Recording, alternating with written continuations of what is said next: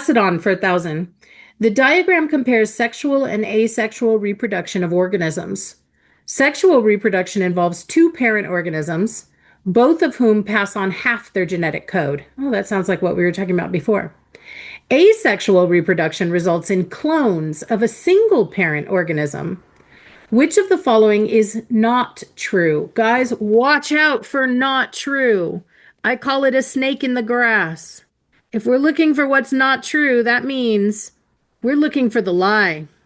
That means we reject truth. That is very strange for students. It's hard to get them to rule out things that are true.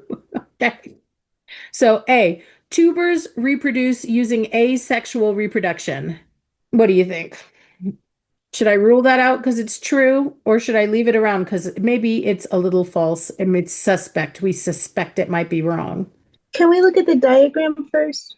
Yes, absolutely. That's exactly where we should be looking, the diagram. So, knowing that we want to look at asexual reproduction, where on the diagram are you looking? It looks like that's true. Looks like that's true. Yeah. Under asexual reproduction, we see some tubers. And it says they're producing new plant clones. And in our reading, it said asexual reproduction makes clones. So yeah, it looks like that's true, but we're looking for the lie. No truth for us.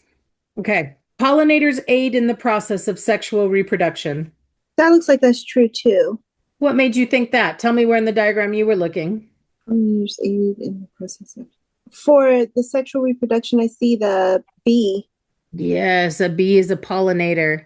And if you didn't know that, there's a little clue there that it says cross-pollination on the bee. But a bee is an organism that takes sex cells from one creature to another. When it gets covered in pollen, that's a plant's sex cells. Who knew flowers were so embarrassing? Okay, so that is definitely true. Okay, there are different methods plants use for asexual reproduction. Not true? No, Okay, so this might be the lie. Maybe. Okay. maybe. Seeds play a role in sexual and asexual reproduction. That appears to be true that the seed is playing, well, but the seed is only playing a part in the sexual reproduction, not in the asexual reproduction, because they're using bulbs and tubers. Yep, bulbs, tubers, and one other thing we see in the first one, runners. Runners. Yep, so I tried to fool you, I really did, by putting the strawberry in both pictures.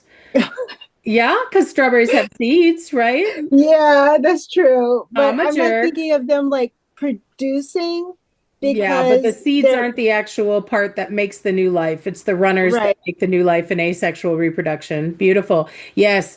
So this is a lie here. Good. So lovely. That one is a definite lie. The other one we weren't sure about, but seeds do not get involved in asexual reproduction. Seeds are the product of plant sex, basically. The sexual reproduction of plants. That's when the sex cells get pollinated, one meets the other, then it forms that lovely seed.